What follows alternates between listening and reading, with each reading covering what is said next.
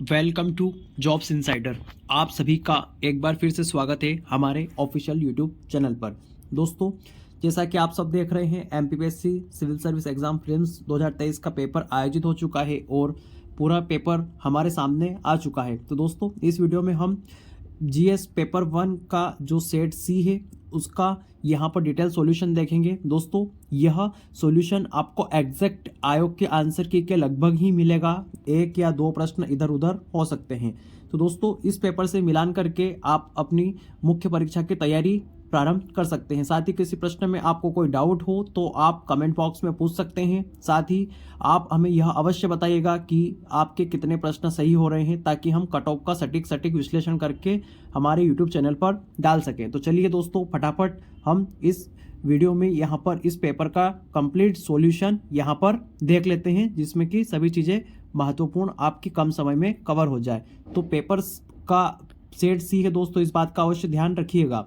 चलिए यहाँ पर सॉल्यूशन स्टार्ट करते हैं। दोस्तों, यहाँ पर अगर प्रथम प्रश्न की बात करें, पूर्णा नदी निम्नलिखित में से किसकी सहायक है, तो दोस्तों यह ताप्ती नदी की यहाँ पर सहायक है। उसके बाद मध्य प्रदेश की जलवायु के संदर्भ में कौन सा प्रश्न कौन सा कथन सही नहीं है, यहाँ पर हमें यह प्रश्न देखना है। तो दोस्तों, राज्य के दक्षिण भाग में शीतोष्ण कटिबंधीय जलवायु पाई जाती है, यह प्रश्न का जवाब गलत है। यहाँ पर इस तरह से यहाँ पर नहीं पाई जाती है। उसके बाद आगे बात करें, बीजागढ़ की पहाड़ी निम्नलिखित में से किस पर्वत श्रेणी का में स्थित है, तो दोस्तों यह सतपुड़ा के अंतर्गत राजपीपला श्रेणी आती है, उसका भाग है यहाँ पर बीजागढ़ की पहाड़ी। तो दोस्तों, यहाँ पर चौथा प्रश्न अगर देखें कि मध्य प्रदेश में किस प्रकार के वन नहीं पाए जाते हैं, प्रश्न को ध्यान से देखिएगा दोस्तों, नहीं पाए जाते पूछा है, तो यहाँ पर अल्पाइन वन नहीं पाए जाते हैं। अल्पाइन वन दोस्तों यहाँ पर पहाड़ी ऊंचे क्षेत्रों में पाए जाते हैं, जैसे कि हिमालय वगैरह में। तो ये यहाँ पर इसका जवाब अल्पाइन क्षेत्र के वन होगा। उसके बाद में दोस्तों पांचवें प्रश्न की यहाँ से फिर से शुरुआत होती नए पेज की। तो पांचवा प्रश्न अगर देखें, निम्नलिखित में कौन सा थर्मल पावर स्टेशन अनूपपुर जिले के चचाई में स्थित है, तो दोस्तों यहाँ पर अमरकंटक पावर स्टेशन यहाँ पर चचाई जिले में चचाई क्षेत्र में स्थित है, मध्य प्रदेश में। यहाँ पर अगर बात करें, यहाँ पर 2020-21 में मध्य प्रदेश में कपास उत्पादन में निम्नलिखित में से कौन सा जिला प्रथम स्थान पर रहा, तो दोस्तों यहाँ पर खरगोन जिला जो है कपास उत्पादन में हमारे प्रथम स्थान पर रहा है। खरगोन यहाँ पर प्रथम स्थान पर रहा है दोस्तों, इस बात का अवश्य ध्यान यहाँ पर रखिएगा। बुनियादी सड़क सांख्यिकी वर्ष 2018-19 के अनुसार मध्य प्रदेश के सड़क मार्गों के संबंध में कौन सा कथन सही नहीं है, तो दोस्तों इसमें ऑप्शन डी यहाँ पर गलत है, क्योंकि यहाँ पर ये पूछा गया है दोस्तों कि सड़क घनत्व किस राज्य में प्रथम स्थान पर है, तो केरल राज्य प्रथम स्थान पर है, जबकि इसमें मध्य प्रदेश दिया है, तो यह यहाँ पर सही जवाब होगा ऑप्शन डी। उसके बाद में यहाँ पर आठवां प्रश्न अगर देखें दोस्तों, तो यहाँ पर आठवां प्रश्न अगर देखा जाए, उसमें किस भारत 2021 भारत तांबा उत्पादन में प्रथम स्थान पर रहा है, तो दोस्तों ये प्रथम स्थान पर रहा है। प्रश्न था भारत में तांबा उत्पादन में मध्य प्रदेश किस स्थान पर रहा है 2021-22 में, तो प्रथम यहाँ पर हमेशा ही प्रथम आपको देखने को मिलेगा। उसके बाद में अगला प्रश्न देखें, निम्नलिखित में से मध्य प्रदेश की कौन सी तीन नदी 3 राज्यों में प्रवाहित होती है, दोस्तों इसका सही जवाब माही नदी है, जो कि मध्य प्रदेश में इसका उद्गम स्थल है, उसके बाद राजस्थान में है प्रवेश करती है, और अंत में गुजरात में प्रवेश करते हुए कच्छ के रण में यह नदी खो जाती है। यहाँ पर माही नदी लूणी के साथ साथ में यह नदी भी खो जाती है। उसके बाद में साथ ही 10वें प्रश्न की अगर बात करें, निम्नलिखित में से कौन सी विशेषता मध्य प्रदेश की काली मिट्टी के संदर्भ में सही नहीं है, तो साथियों इसका सही जवाब होगा ऑप्शन सी, काली मिट्टी में रेत की मात्रा अधिक होती है। यह गलत जवाब है, काली मिट्टी में रेत की मात्रा बहुत कम यहाँ पर हमें देखने को मिलती है। ठीक है दोस्तों, यहाँ पर 11वां प्रश्न अगर देखें, राष्ट्रपति के चुनाव के लिए निर्वाचक मंडल में कौन से सदस्य शामिल होते हैं, तो दोस्तों संसद के दोनों सदनों के निर्वाचित सदस्य और राज्य विधानसभाओं के निर्वाचित सदस्य शामिल होते हैं। इस बात का यहाँ पर ध्यान रखिएगा दोस्तों, जो मनोनीत सदस्य होते हैं वह शामिल नहीं होते हैं यहाँ पर राष्ट्रपति के चयन में, लेकिन यहाँ पर राष्ट्रपति का डिसमिस करना होता है, तब यहाँ पर शामिल हो जाते हैं मनोनीत सदस्य। तो इसलिए ऑप्शन बी पे कंफ्यूज मत होइएगा, ऑप्शन सी ही यहाँ पर सही जवाब है, एकदम एक्यूरेट। राज्य के नीति निर्देशक तत्वों की व्याख्या भारतीय संविधान के पार्ट 4 क में की गई है। यह व्यवस्था किस देश से है? तो दोस्तों यह सिंपल सा प्रश्न है, हर वर्ष पूछा जाता है, आयरलैंड से यहाँ पर की गई है। उसके बाद 13वां प्रश्न देखिए, संसद का निर्माण निम्नलिखित में से किनके द्वारा होता है? तो दोस्तों भारत के राष्ट्रपति, लोकसभा और राज्यसभा से मिलकर संसद का निर्माण यहाँ पर होता है। उसके बाद में नाबार्ड की स्थापना की बात की जाए दोस्तों, तो 12 जुलाई 1982 को यहाँ पर श्री शिवरामन कमेटी की स्थापना पर अनुशंसा पर यहाँ पर नाबार्ड की स्थापना की गई थी, national agriculture bank for rural development. उसके बाद सिडबी जो होता है दोस्तों हमारा भारतीय लघु उद्योग विकास निगम, उसकी अगर स्थापना की बात करें यहाँ पर, तो यहाँ हमें 2 अप्रैल 1990 में सिडबी की स्थापना की गई है लघु उद्योगों से संबंधित। तो उसके बाद में दोस्तों आगे 16वां प्रश्न देखिए, भारत में कितने बैंकों का राष्ट्रीयकरण किया गया था? 1980 में। तो दोस्तों 1980 और 1969 में यहाँ पर राष्ट्रीयकरण हुआ है। 1969 में यहाँ पर 14 बैंकों का हुआ था और 1980 में यहाँ पर कुल 6 बैंकों का राष्ट्रीयकरण हुआ है। इस बात को विशेष तौर पर आप थोड़ा ध्यान रखिएगा। उसके बाद अपने प्रश्न मिलाते जाइएगा दोस्तों।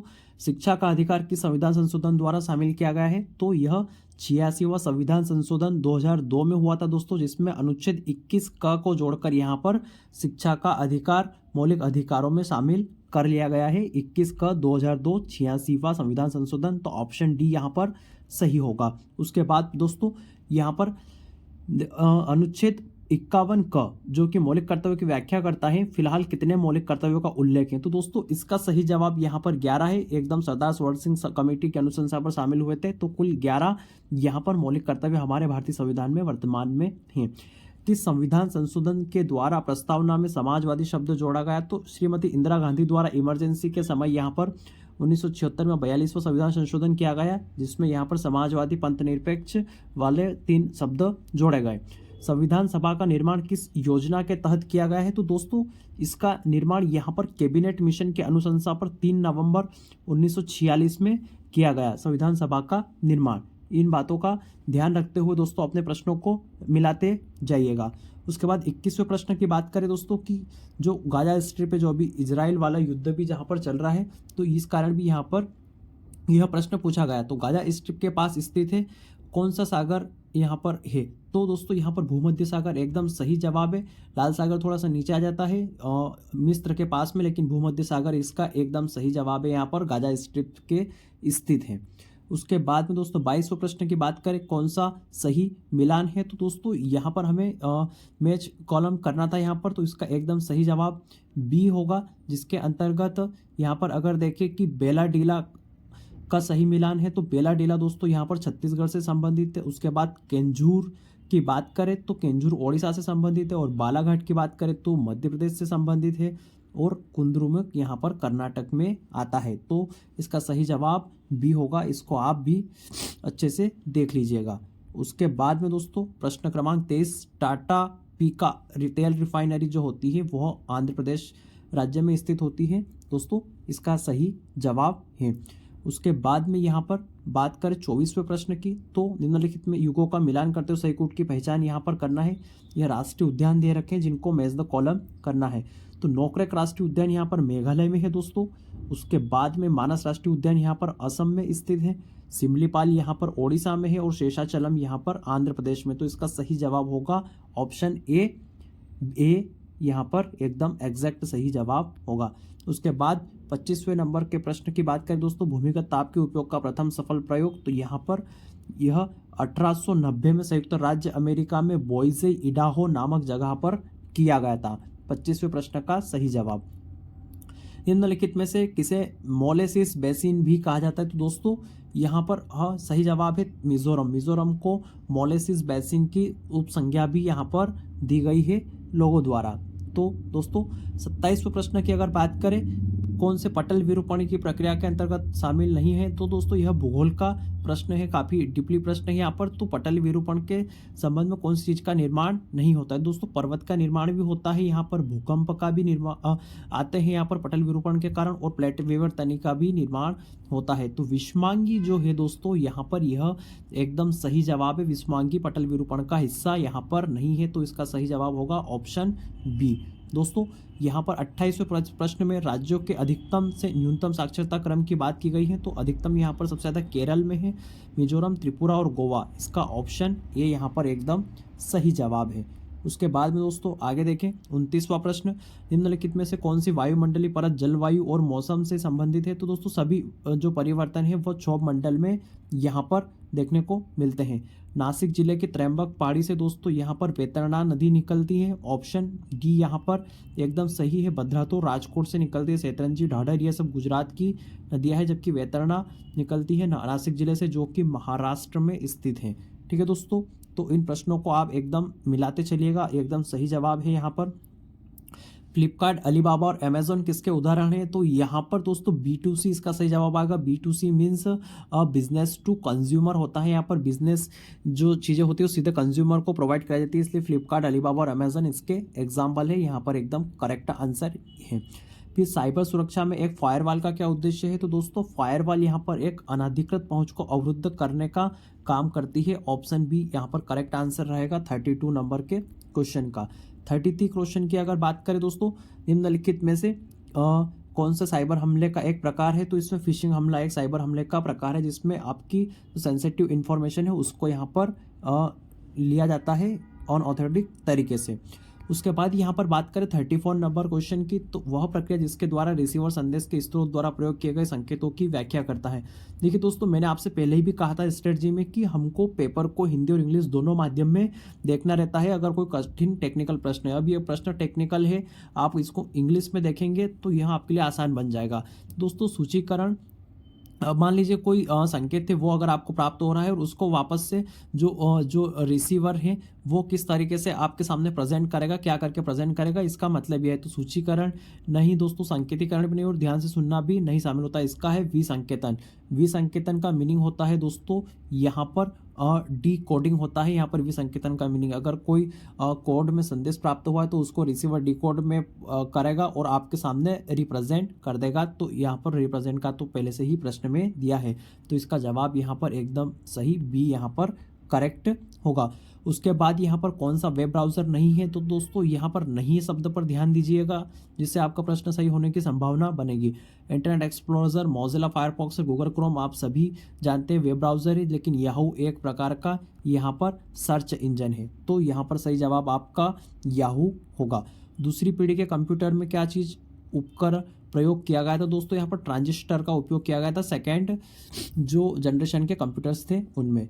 चैट जीपीटी जो आप मोस्टली यूज़ कर रहे हैं आजकल, तो इसका उपयोग आपको पता ही है। इसका निर्माण किसके द्वारा किया गया है। तो दोस्तों ओपन एआई जो है यहाँ पर उसने 2022 में चैट जीपीटी का निर्माण यहाँ पर किया है। एक एआई टूल है चैट जीपीटी जो आपके सभी प्रश्नों के जवाब यहाँ पर देता है। तो अब दोस्तों 38 प्रश्न की अगर बात करें, कौन सा ई प्रोक्योरमेंट पोर्टल नहीं है। अगेन यही पूछा गया कि नहीं है। तो दोस्तों यहाँ पर एमपी टेंडर्स में भी आपका ई प्रोक्योरमेंट होता है। जीईएम जो है गवर्नमेंट ई मार्केट प्लेस, वह भी यहाँ पर ई प्रोक्योरमेंट का काम करता है। लेकिन एमपी ऑनलाइन दोस्तों ई प्रोक्योरमेंट का काम नहीं करता। यहाँ पर एमपी ऑनलाइन एमपी गवर्नमेंट का एक ऑनलाइन पोर्टल है जहाँ पर आप सभी फॉर्म वगैरह के लिए अप्लाई कर सकते हैं। उसके बाद एमपी इलियन भी यहाँ पर है। तो दोस्तों यहाँ पर इस प्रश्न का सही जवाब आपके लिए होगा MP online, option number C. ठीक है दोस्तों, उसके बाद में यहाँ पर कौन सा इंटरनेट कनेक्शन का एक प्रकार है जो टेलीफोन लाइनों को प्रयोग करता है। तो दोस्तों इसका सही जवाब यहाँ पर डीएसएल है। यहाँ पर ऑप्शन ए एकदम करेक्ट है। उसके बाद में यहाँ पर ई कॉमर्स का निम्नलिखित में से कौन सा लाभ है। तो ई कॉमर्स यानी ऑनलाइन खरीदी बिक्री में सबसे ज़्यादा फायदा जो है वह है 24×7, यानी कि जब भी आपकी इच्छा हो तब आप खरीदारी कर सकते हैं। हफ्तों के 7 दिन 24 घंटे, यह सबसे बड़ा लाभ यहाँ पर है। तो काफ़ी सरल प्रश्न दोस्तों यह था। उसके बाद भीमा नायक का संबंध किस रियासत से है। तो साथियों भीमा नायक बड़वानी रियासत से संबंधित है। ऑप्शन बी यहाँ पर एकदम करेक्ट आंसर है। जनजाति नेता सीतारमन कंवर और रघुनाथ यहाँ पर सिंह है जो मंडलोई भिलाला अंग्रेज क्रांति से संबंधित है। यह सन पूछा गया है तो 1857 की क्रांति से संबंधित है। यहाँ पर इस प्रश्न का जवाब ऑप्शन बी एकदम सही है। सागर के आंचलिक क्षेत्र, जो सागर का जिला है जो उसका आंचलिक क्षेत्र है, वहाँ पर दीपावली के अवसर पर कौन सा नृत्य प्रचलित है। तो दोस्तों यहाँ पर मौनी नृत्य इसका एकदम सही जवाब है। उसके बाद में 44वें प्रश्न की बात करें दोस्तों, चित्रकूट धार्मिक स्थल को किस एक अन्य नाम से भी पहचाना गया है? तो इसे ब्रह्मपुरी के नाम से पहचाना गया है दोस्तों। जगतपुरी तो जगन्नाथ नाम जो हमारा तीर्थ स्थल है उसे बोलते हैं, और कांकड़ाएं जो है दोस्तों, कांकड़ाएं यहाँ पर सांची को बोलते हैं, जो कि एमपीपीएससी में पहले भी पूछा जा चुका है। तो ब्रह्मपुरी इसका सही जवाब है, ऑप्शन सी एकदम करेक्ट। उसके बाद है मुकुल किसके प्रसिद्ध साहित्यिक रचना है? तो दोस्तों मुकुल यहाँ पर श्रीमती सुभद्रा कुमारी चौहान की रचना है, बहुत ही प्रसिद्ध रचना है। इसको आप कहीं पे भी पढ़ते हुए किताबों में कई बार देखा होगा। उसके बाद यहाँ पर ऐतिहासिक मतंगेश्वर मंदिर कहाँ पर स्थित है दोस्तों? मतंगेश्वर शिवजी का मंदिर है, जो कि यहाँ पर खजुराहो के जो मंदिर है वहाँ पर समूह में स्थित है। यहाँ पर इसका सही जवाब एकदम ऑप्शन सी होगा 46 नंबर के क्वेश्चन का। उसके बाद 47 नंबर क्वेश्चन की बात करें, दीवार पर मिट्टी से बनाई जाने वाली नौह डोरा अलंकरण किस जनजाति की विशेषता है? दोस्तों यह भारत की जो प्रसिद्ध जनजाति है गोंड, उसकी यहाँ पर शैली है नौह डोरा। तो ये भी एक थोड़ा कॉम्प्लिकेटेड प्रश्न यहाँ पर हमने को देखने को मिला था। उसके बाद बात करें 48 क्वेश्चन नंबर की, तो काफ़ी सरल क्वेश्चन था। रामचंद्रिका किसकी रचना है? तो दोस्तों यह केशव दास की रचना है, ऑप्शन नंबर सी एकदम यहाँ पर करेक्ट है। उसके बाद में बात करें 49 नंबर क्वेश्चन की, तो दोस्तों स्वतंत्रता आंदोलन में निवाड़ी जिले की जो थोना लुहारी गोलीकांड घटना है, यह यहाँ पर एमपी के स्वतंत्रता संग्राम से संबंधित घटना है, और काफ़ी इम्पोर्टेंट यहाँ पर चीज़ें हैं। यहाँ पे थोड़ी डीप से प्रश्न पूछा जाए तो इसका सही जवाब है 1931 में थोना लुहारी गोलीकांड हुआ था यहाँ पर निवाड़ी जिले में। उसके बाद में अगले प्रश्न 50वें नंबर की बात करें, बालकृष्ण शर्मा नवीन के 2 काव्य प्राणार्पण तथा आत्मोत्सर्ग किस पर लिखे गए हैं? यहाँ पर एक चीज ध्यान से देखिए, इन्होंने कहा कि किस पर लिखे गए हैं, तो श्री गणेश शंकर विद्यार्थी के ऊपर संबंधित यह रचना लिखी गई है, श्री बालकृष्ण शर्मा नवीन जो शाजापुर से संबंधित है मध्य प्रदेश के। उसके बाद में बात करें 51 नंबर के प्रश्न की यहाँ पर, तो मध्य प्रदेश राज्य नीति आयोग रिपोर्ट जो आई थी उसमें इन्होंने पूछा कि मध्य प्रदेश के किस जिले में बहुआयामी गरीबी का सबसे अधिक सुधार देखा गया? दोस्तों इसके ऑफिशियल पीडीएफ आपको नीति आयोग की वेबसाइट पर भी अवेलेबल है, जहाँ से आप देख सकते हैं, जिसमें इन्होंने कहा है कि जो अलीराजपुर जिला है उसमें 31.05% तक सुधार यहाँ पर देखने को मिला है गरीबी के सूचकांक में। सबसे गरीब जिला भी अलीराजपुर है, तो इसका आंसर यहाँ पर ऑप्शन डी एकदम करेक्ट है। प्रश्न नंबर 51 अलीराजपुर। ये काफ़ी कॉम्प्लिकेटेड प्रश्न है दोस्तों, इसको ध्यान से देखिएगा। उसके बाद व्यवसाय सुधार कार्य योजना जो ease of doing business report आती है, जो बिजनेस रिफॉर्म एक्शन प्लान 2020 के अंतर्गत जो राज्यों के लिए जारी की गई थी, उसमें मध्य प्रदेश का जो स्टेटस है वह डी में दिया गया है। मध्य प्रदेश को अचीवर्स का दर्जा दिया गया है। अभी अंडर अचीवर्स या टॉप अचीवर्स में मध्य प्रदेश की रेटिंग नहीं है, तो मध्य प्रदेश का स्टेटस डी है, ऑप्शन डी अचीवर्स। ठीक है दोस्तों। उसके बाद में यहाँ पर बात करें 53वें प्रश्न की जिलों की, जिसमें कहा है मध्य प्रदेश में निम्नलिखित जिलों को 2011 की जनगणना के अनुसार उनके दशक की जनसंख्या वृद्धि दर में निम्न उच्चतम दर में व्यवस्थित करना है, यानी कि निम्न से उच्चतम, जिसकी सबसे कम है उसके बाद सबसे अधिक है, जैसे यहाँ पर जमाना है। तो सबकी जनसंख्या वृद्धि दर में अनूपपुर, उसके बाद बैतूल, फिर छिंदवाड़ा और फिर मंदसौर का स्थान है यहाँ पर। ऑप्शन बी एकदम यहाँ पर करेक्ट है। उसके बाद प्रश्न नंबर 54 की बात करें, टंट्या मामा धार्मिक आर्थिक कल्याण योजना का उद्देश्य क्या है? तो दोस्तों इसमें 10,000 से 1 लाख तक की राशि प्रदान की जाती है। मध्य प्रदेश शासन की काफ़ी अच्छी योजना है एमपी गवर्नमेंट की, जिसका उद्देश्य अनुसूचित जनजाति के बीपीएल श्रेणी के लाभार्थियों को नए उद्योग और व्यवसाय के लिए यहाँ पर बिना ब्याज के ऋण उपलब्ध कराने का है। तो इसका ऑप्शन यहाँ पर बी एकदम करेक्ट आंसर है। उसके बाद में अगर बात करें यहाँ पर 55वें प्रश्न की, तो मध्य प्रदेश के किस शहर में ट्रांसफार्मर से संबंधित उत्पादन की यूनिट क्लस्टर है? तो इसका सही जवाब है दोस्तों ग्वालियर। काफ़ी लोग यहाँ पर इंदौर का पीथमपुर लगाएंगे, लेकिन वह सही जवाब नहीं है। यहाँ पर एग्जैक्ट जवाब यह होगा आपका ग्वालियर ही यहाँ पर एकदम सही जवाब यहाँ पर है। उसके बाद में दोस्तों आगे बात करें प्रश्न नंबर यहाँ पर 56 की 56 नंबर क्वेश्चन की अगर बात करें, तो भारत में स्थानीय स्वशासन के जनक आप सभी जानते हैं लॉर्ड रिपन यहाँ पर माने जाते हैं। उसके बाद नगर पालिका से संबंधित जो संशोधन है यहाँ पर वह यहाँ पर 74 में हुआ था, 73 यहाँ पर पंचायत से संबंधित है।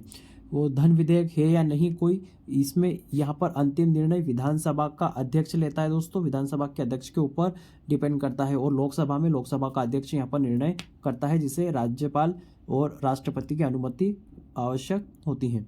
फिर है उच्च न्यायालय के न्यायाधीशों की अधिकतम आयु सीमा कितनी है, तो दोस्तों वर्तमान में 62 वर्ष है, जिसको बढ़ाकर 65 वर्ष करने के लिए प्रावधान यहाँ पर किया जा रहा है। बहुत जल्दी यहाँ पर 65 वर्ष हो जाएगी, तो इसका सही जवाब यहाँ पर 62 वर्ष है। फिर है निम्नलिखित में से कौन से मध्य प्रदेश विधानसभा के प्रथम अध्यक्ष थे, तो दोस्तों श्री पंडित कुंजीलाल दुबे, जिन्हें मध्य प्रदेश का विधि पुरुष भी कहा जाता है, वो मध्य प्रदेश विधानसभा के प्रथम अध्यक्ष थे, यानी कि ऑप्शन डी यहाँ पर एकदम करेक्ट है, एकदम यहाँ पर सही है आपका। उसके बाद प्रश्न नंबर 61, टोक्यो ओलंपिक की जो महिला स्क्वाड थी, यहाँ पर हॉकी टीम थी, उसमें कौन व्यक्ति शामिल नहीं है, दोस्तों यहाँ पर सुशीला चानू भी थी, मोनिका थी, वंदना कटारिया भी शामिल थी, तो उपयुक्त सही है यहाँ पर ऑप्शन डी एकदम करेक्ट है। यहाँ पर सभी लोग शामिल थे यहाँ पर टोक्यो ओलंपिक की टीम में। उसके बाद यहाँ पर 62वां प्रश्न, निम्नलिखित में से कौन सा सुमेलित नहीं है, आर्यभट्ट प्रशिक्षण, यहाँ पर दोस्तों प्रश्न ध्यान से देखिएगा, सुमेलित नहीं है यानी कि कौन सा गलत है, तो केंद्रीय भारतीय भाषा संस्थान मुंबई मैसूर एकदम यहाँ पर गलत है दोस्तों, यहाँ पर मुंबई में स्थित नहीं है, यह मैसूर में स्थित है।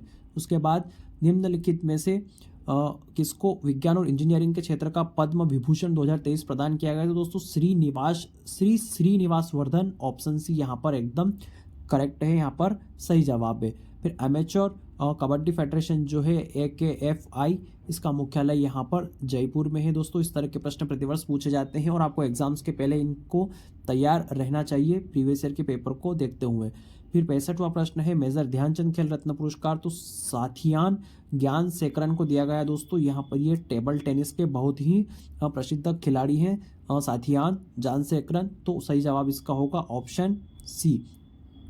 उसके बाद में दोस्तों आगे बात करें यहाँ पर 66 नंबर के प्रश्न की, भारत ने अपना पहला एक दिवसीय अंतर्राष्ट्रीय क्रिकेट मैच किस देश के साथ और किस वर्ष खेला था, तो दोस्तों इंग्लैंड के खिलाफ 1974 यानी 1974 में यहाँ पर खेला था।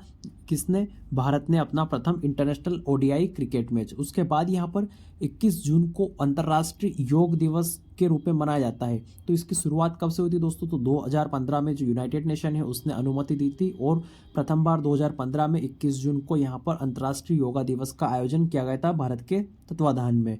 फिर प्रथम भारतीय महिला सैनिक स्काई ड्राइवर कौन है, तो दोस्तों यहाँ पर श्री मंजू देवी यहाँ पर प्रथम स्काई ड्राइवर भारतीय सैनिक महिला हैं। उसके बाद सेंट्रल बैंक ऑफ इंडिया द्वारा central bank of India award 2023 में गवर्नर ऑफ द ईयर पुरस्कार किसे प्राप्त है, तो ये जो श्री शक्तिकांत दास है भारत के गवर्नर, उनको यहाँ पर यह अवार्ड मिला है, ऑप्शन डी एकदम करेक्ट आंसर होगा। उसके बाद निम्नलिखित में से किस उद्योगपति को भारत का इस्पात पुरुष यानी कि iron steel man of India कहा जाता है, तो श्री जमशेद जी जो है, जमशेद जी ईरानी एकदम सही आंसर है, विकल्प नंबर सी। जमशेदपुर भी इन्होंने ही यहाँ पर बसाया है, इस बात का आप थोड़ा ध्यान रखिएगा। प्रश्न नंबर 71 की बात करें दोस्तों, राष्ट्रीय अनुसूचित जनजाति आयोग यानी शेड्यूल्ड ट्राइब कमीशन जो ST आयोग है उसके अध्यक्ष और उपाध्यक्ष को सम्मिलित करने के बाद सदस्यों की कुल संख्या कितनी है, तो दोस्तों यहाँ पर कुल 3 सदस्य और है और कुल मिलाकर 5 सदस्य होते हैं, जिसमें से एक यहाँ पर फीमेल सदस्य भी होती हैं, तो इसका ऑप्शन नंबर सी सही है यहाँ पर प्रश्न क्रमांक 71 का। उसके बाद 72 देखें दोस्तों, निम्नलिखित में से कौन सा अधिकार राष्ट्रीय मानवाधिकार आयोग के दायरे में नहीं है, दोस्तों मानव अधिकार वो अधिकार होते हैं जो व्यक्ति को गरिमामय जीवन जीने के लिए आवश्यक है, जिसमें शिक्षा भी होती है, जीवन से संबंधित भी होते हैं, स्वतंत्रता संबंधित भी होते हैं, लेकिन यहाँ पर ऑप्शन नंबर ए समानता से संबंधित अधिकार मानवाधिकार में शामिल नहीं है, यह अधिकार यहाँ पर अलग है। उसके बाद 73 नंबर प्रश्न की बात करें, यहाँ पर कंट्रोलर ऑडिटर जनरल यानी केग का जो अधिकतम कितने वर्ष के लिए अपना पद ग्रहण करते हैं, तो दोस्तों यहाँ पर केग ऑप्शन सी एकदम करेक्ट है, यहाँ पर 6 वर्ष के लिए अपना पद धारण करते हैं, कंट्रोलर एंड ऑडिटर जनरल यहाँ पर अपना पद धारण करते हैं। उसके बाद राष्ट्रीय हरित अधिकरण NGT का मुख्यालय कहाँ स्थित है दोस्तों, तो NGT का मुख्यालय की अगर बात करें यहाँ पर तो नई दिल्ली में है और जिसके प्रमुख अभी जस्टिस आदर्श कुमार गोयल यहाँ पर NGT के चीफ हैं, यहाँ पर हरित न्यायाधिकरण जो कि दिल्ली में स्थित है।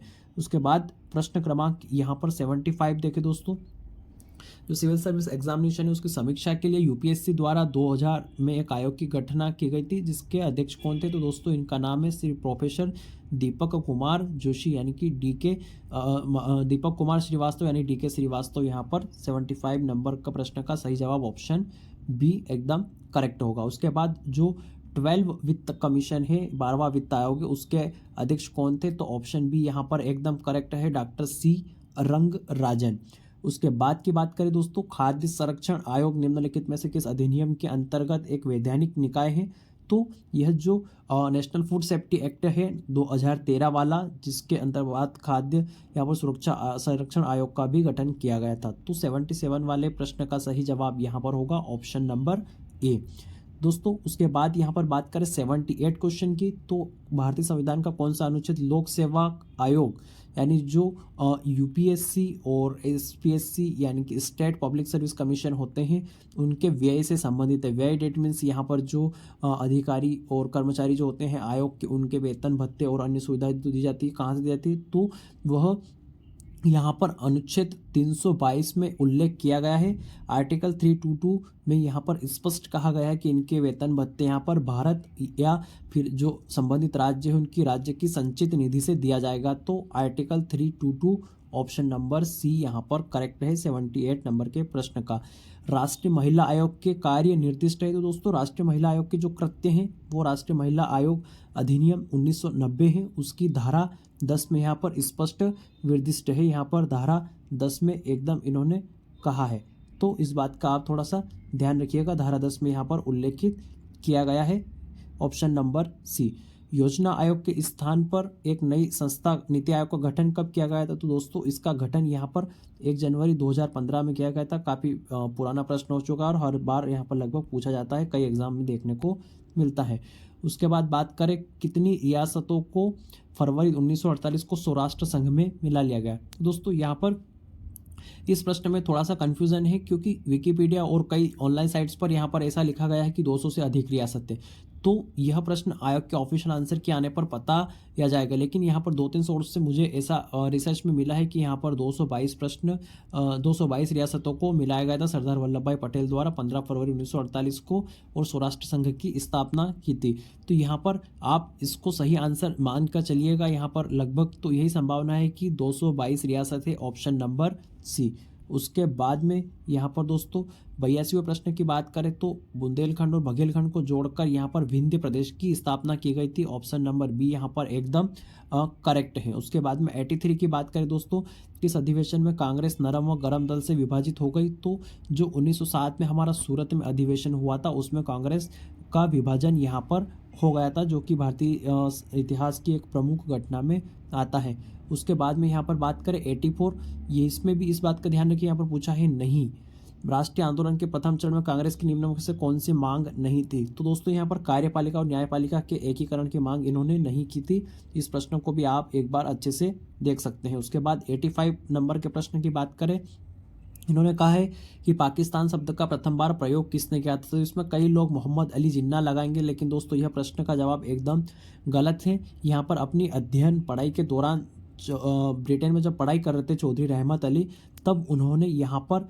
पाकिस्तान शब्द का प्रथम बार उपयोग किया था 1933 में, यानी कि इस प्रश्न का सही जवाब है ऑप्शन बी एकदम करेक्ट है। उसके बाद निम्नलिखित में से किसके द्वारा महाराष्ट्र में गणेशोत्सव प्रारंभ किया गया था? तो दोस्तों गणेशोत्सव सबसे पहले अगर बात करूं मैं इतिहास की तो शिवाजी और उनकी माता जीजाबाई ने यहाँ पर प्रारंभ किया था भारत में, लेकिन उसको प्रमुख रूप से अमली जामा पहनाया प्रसिद्ध किया यहाँ पर श्री बाल गंगाधर तिलक ने। तो इसका सही जवाब बाल गंगाधर तिलक होगा एग्जैक्ट यहाँ पर 86 प्रश्न का। उसके बाद बात करें 87 प्रश्न की, विलियम बेटिक द्वारा प्रेस को स्वतंत्रता कब प्रदान की गई? तो दोस्तों विलियम बेटिक भारत का सुधारक के रूप में जाना जाता है, इसने काफ़ी अच्छे काम किए हैं। तो 1835 में यहाँ पर प्रेस की स्वतंत्रता प्रदान की गई थी विलियम बेटिक द्वारा।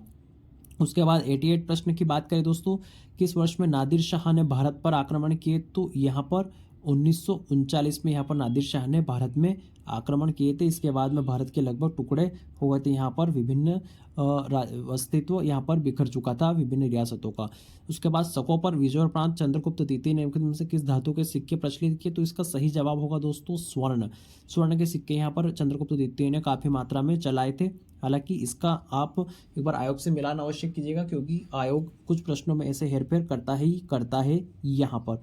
उसके बाद आर्य मंजूश्री मूलकल्प जो पुस्तक है दोस्तों, यह किससे संबंधित है? तो दोस्तों श्री गणपति शास्त्री जो लेखक हैं हमारे प्राचीन भारत में, उन्होंने महायान जो हमारा बौद्ध धर्म की शाखा है उससे संबंधित आर्य मंजुश्री मूल कल्प की यहाँ पर स्थापना की थी। तो गणपति शास्त्री द्वारा लिखित आर्य मंजुश्री मूल कल्प महायान से संबंधित है। ऑप्शन नंबर ए यहाँ पर एकदम सटीक है, करेक्ट है।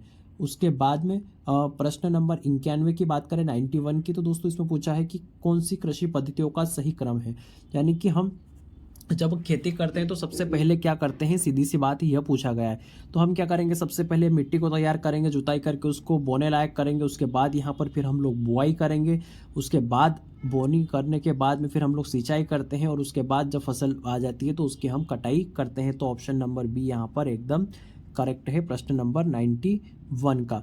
उसके बाद 92 पूछा गया दोस्तों, वर्ष 2004 को अंतर्राष्ट्रीय कैमेलिड उष्ट्रगण जो यहाँ पर ऊँटों के लिए अंतर्राष्ट्रीय वर्ष की घोषणा की गई 2024 को, यह किसके द्वारा, तो यूनाइटेड नेशन यानी कि यूएन द्वारा घोषणा की गई है। ये यहाँ पर एकदम सही जवाब है 92 नंबर के प्रश्न का। तो दोस्तों इसका सही जवाब एकदम यूएन है। कौन सा भारत का विश्व स्तर पर स्वीकृत राष्ट्रीय हॉटस्पॉट नहीं है। दोस्तों भारत में 4 हॉटस्पॉट है।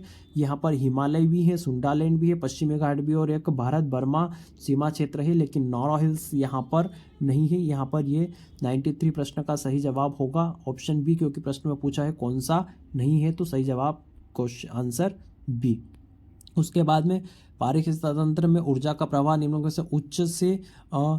से उच्च की ओर जाने पर यहाँ पर ऊर्जा का ह्रास होता जाता है। यह किससे संबंधित है, तो दोस्तों प्रथम नियम ऊष्मागतिकी का कहता है कि यहाँ पर ऊर्जा को न उत्पादन किया जा सकता न ही नष्ट किया जा सकता है, वह स्थिर अवस्था में ट्रांसफर होती है, लेकिन यहाँ पर कम होने की बात है। तो इस हिसाब से प्रथम गलत है, लेकिन द्वितीय नियम एकदम सही है दोस्तों। इसमें जैसे जैसे आगे बढ़ते जाते हैं ऊर्जा का लेवल यहाँ पर कम हो जाता है, यह सही है। बाकी न्यूटन के नियम इससे संबंधित नहीं है यहाँ पर। तो 94 क्वेश्चन का आंसर ऊष्मागतिकी होगा, दूसरा नियम होगा ऑप्शन बी।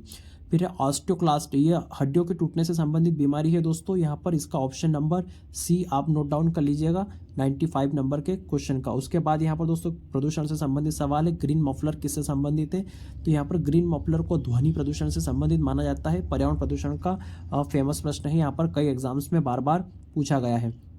उसके बाद बात करें 97 नंबर प्रश्न की, तो इसमें कहा है कि पोषण कार्यक्रम का हिस्सा नहीं है। तो दोस्तों राष्ट्रीय मौखिक स्वास्थ्य कार्यक्रम पोषण कार्यक्रम का हिस्सा नहीं है, ऑप्शन नंबर डी यहाँ पर एकदम करेक्ट है। उसके बाद कौन सा सबसे स्थिर पारिस्थितिकी तंत्र है, तो दोस्तों समुद्री पारिस्थितिकी तंत्र जो है हमारा महासागर वाला, यह सबसे स्थिर पारिस्थितिकी तंत्र है, इस बात का यहाँ पर ध्यान रखिएगा। उसके बाद यहाँ पर कौन सा जैव निम्नीकरण यानी बायोडिग्रेडेबल प्रदूषण नहीं है, तो दोस्तों यहाँ पर कीटनाशक जो होते हैं हमारे पेस्टिसाइड होते हैं, यह जैव निम्नीकरण प्रदूषक में नहीं आते हैं दोस्तों। यहाँ पर बाकी कागज लकड़ी ये सब यहाँ पर बायोडिग्रेडेबल हैं। फिर है 100वां और अंतिम प्रश्न, सूर्य के व्यापक अध्ययन के लिए जो अभी करंट अफेयर का प्रश्न है, कौन सा इसरो का हाल का वैज्ञानिक मिशन है, तो दोस्तों आदित्य L1 को यहाँ पर सूर्य की यहाँ पर जानकारी लेने के लिए भेजा गया यान है इसरो द्वारा। तो इसमें यहाँ पर दोस्तों 100वें प्रश्न का सही जवाब होगा Aditya L1 option number A. तो दोस्तों यहाँ पर हमने पूरे पेपर का डिस्कशन कर लिया है। आपका जो सेट क्रमांक इसको ध्यान में रखिएगा, सेट सी है, इसके हिसाब से आप अपने प्रश्नों का मिलान कर लीजिएगा। बाकी यहाँ पर आपका एक्सपेक्टेड कट ऑफ वगैरह की सभी महत्वपूर्ण चीज़ें यहाँ पर चैनल पर अपलोड कर दी जाएगी। तो दोस्तों हमारे चैनल के साथ बने रहिएगा, सभी चीज़ें जेन्युइन है, एकदम सभी व्यवस्थित चीज़ें हैं। और साथ ही कमेंट बॉक्स में यह बताइएगा कि आपके कितने प्रश्न यहाँ पर सही हो रहे हैं आज के इस MPPSC के पेपर में। और साथ ही दोस्तों यहाँ पर चैनल को सब्सक्राइब अवश्य करके हमें अपना सपोर्ट दीजिएगा, ताकि हम और भी आपसे के लिए एक से एक चीज़ें यहाँ पर लाएं। और MPPSC की मुख्य परीक्षा के लिए की स्ट्रेटजी हमारे चैनल पर बहुत जल्द आने वाली है। तो दोस्तों वीडियो में यहाँ तक बने रहने के लिए साथियों आप सभी का धन्यवाद। All the best, thank you so much.